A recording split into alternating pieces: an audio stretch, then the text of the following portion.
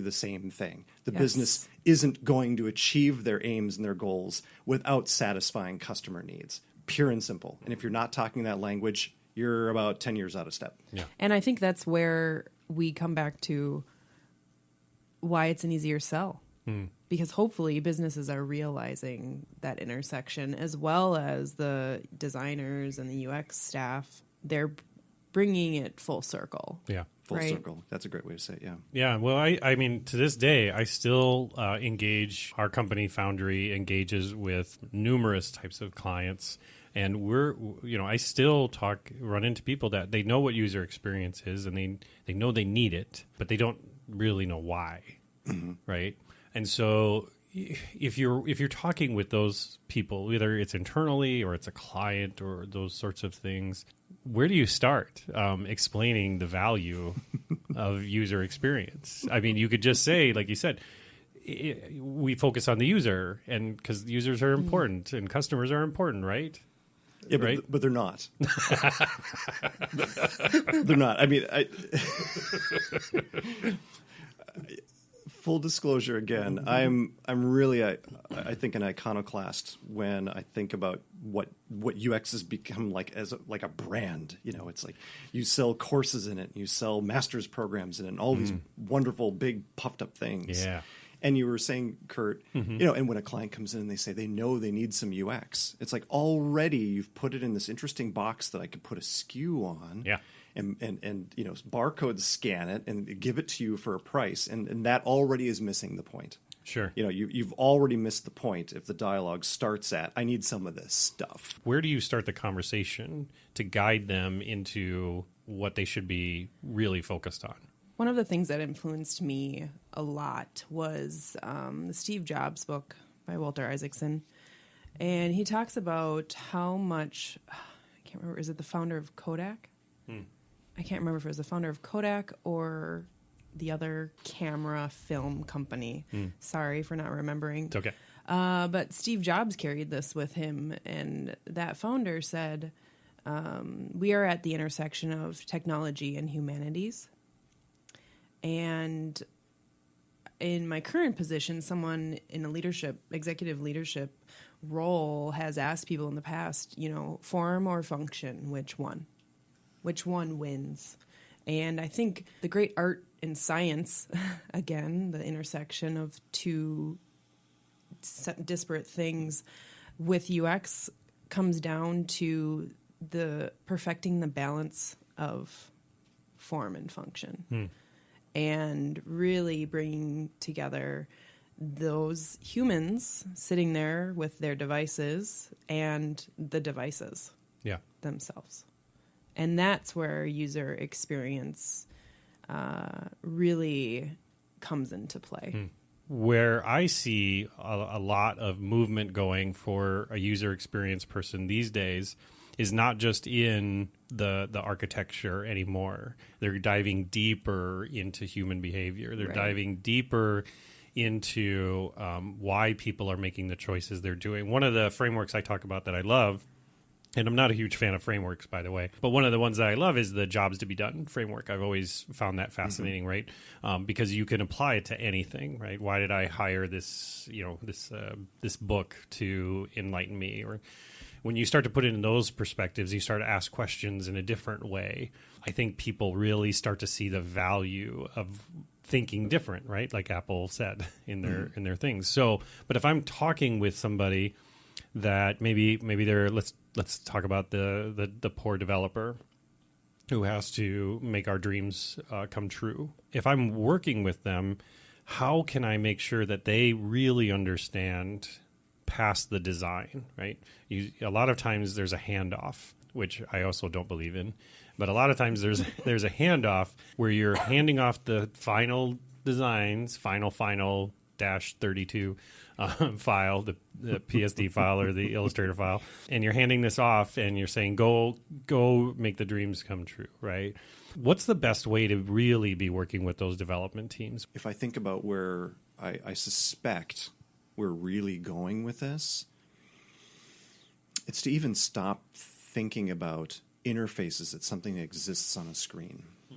And Emily, I think I can be presumptuous enough to say I think you'll dig this too, because so much of what we're really on about is the things that happen, what I call off stage. I'm an old theater guy, so I can't help the theater analogies, but the interesting stuff that happens off stage, the stuff that we don't see between the curtains, up on the stage, lit, that's the thing we expect to get out of the play or the film or whatever.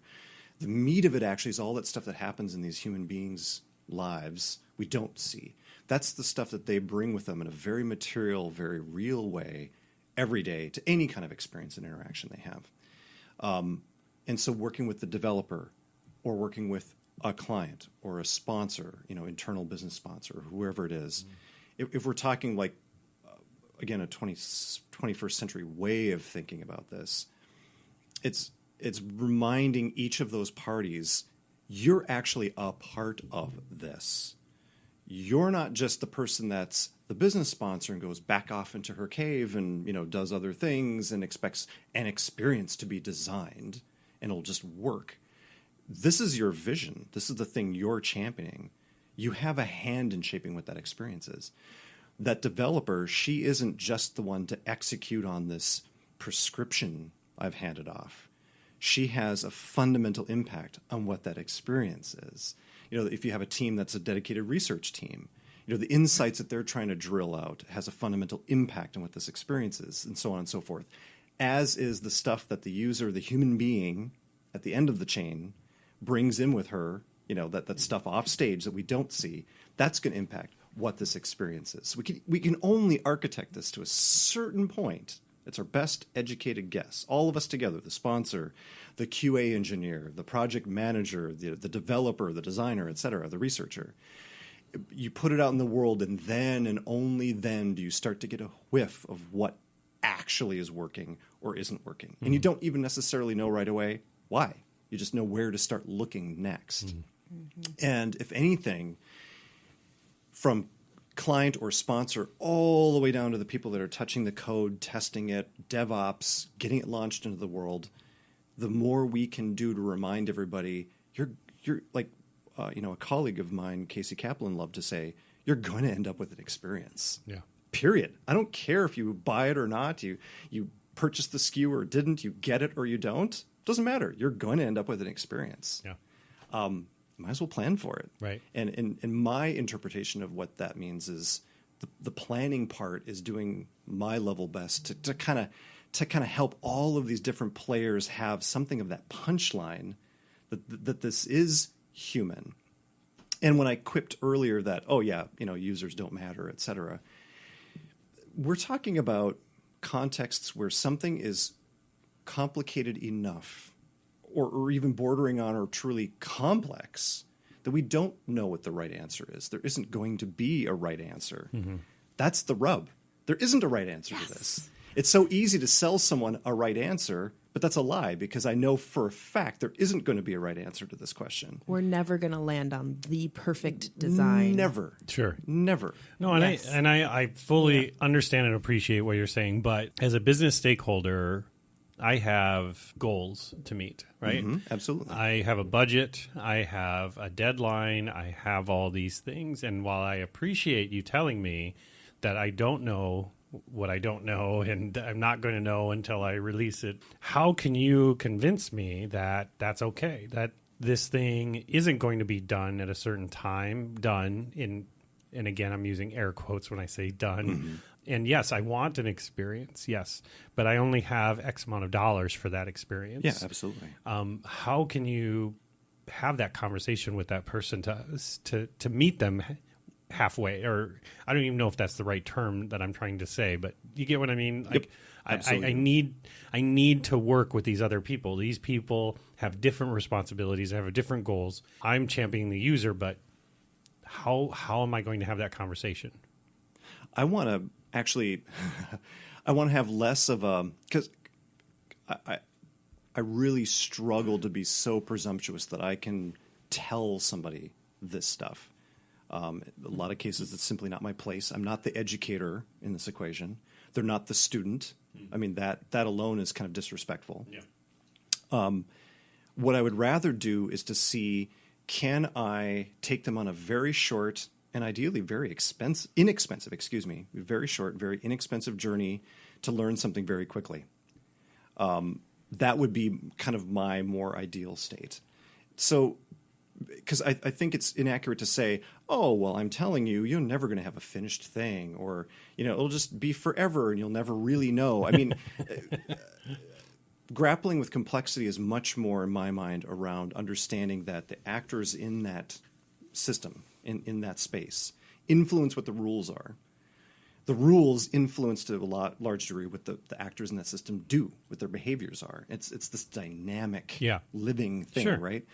I don't even want to go down the path of trying to open up my head to explain how I see all of that to someone. That's a waste of their time. Sure. That's not what they're there for. Again, I'm not the educator in that dynamic. Yeah. But what I can do is take what I feel I understand about that and get them there by showing them, by making a part of it, by actually having a way. So I'll give you a very concrete example, and I'll try to obfuscate some details because that's not appropriate here for this conversation. But I was asked to help in a client sales opportunity, and the client wanted the moon and then some. Big, very extremely complicated AI kind of aspirations to solve this specific business problem. And they were already primed to come to the table with, dollar signs in mind, millions and whatever, and build this big thing. And all I wanted to do was help them pump the brakes a little bit and say, whoa, hold the phone. That's cute. Settle down. Have some dip. We can actually do a fraction of that in weeks, mere weeks, for no outlay practically, from your perspective, just to learn enough to know, is this idea strong? Does it have merit? Does it start to have legs? Can we see where it goes next? So you mentioned, I'm a business stakeholder. I have goals. Yeah. Great. Can we express those goals in something that's human-centric? Can I ask you, you'll know this is working when, and then fill in the blank with whatever that human behavior change you're seeking is. If we can get to that conversation, then I'm like, okay, so if we did it with an app, or if we did it with a website, or if we did it with, a brand new multi-million-dollar facility or whatever it was, if we can get to that behavior change you're seeking, is it cool? Oh, yeah, if we could do that, then, okay, fantastic. So what do we do next to get to start understanding that? And that could be on paper. That could be conversations. That could be just putting up a simple website just to start garnering a read on interest. It could be a lot of things to get someone to a very concrete understanding of where do I go next. That's a very robust way to approach complexity, because you're not pretending to say, I'm going to schedule all of the things and it'll be 18 phases and will be done in 2019, quarter 3 and blah, blah, blah. You're saying in 3 weeks, we'll know this. And you've barely spent a dime, relatively. Back to spending time in the problem space. In these situations, I like to remind people that it is human nature to solution. Evolutionary biology comes down to those who could solve problems the quickest and think on their feet. And so I think it's an immediate reaction for people when they have goals in mind. They immediately translate those into the solutions according to their mental model. And so, like Brian was saying, pulling the conversation back to what are your goals? What are you really hoping to accomplish? And I mean, I've gotten into some silly roundabout conversations because people it's a very simple question, but it can take a while to get them to understand really what you're asking. Well, especially when they think they've already solved the problem, Yes. right? Where they're like, They're I know what the goal is. We need a new website. To be, exactly. Exactly. And it's like, what behavior change? What job are you hiring this to do? And really bringing them down to that of what are your goals? And let's talk about where we are right now and that target. And everything in between is a blank slate. And you've hired me to be the expert on research, on the user. That's my job, and I'm here to help you fill in those gaps in between. Yeah. Another thing that I think is important to point out is when you have a limited budget, the folks who have fewer years under their belt in the user experience industry are constantly advocating for the user, and not so much for the business. So, endless slush fund to do all the research you possibly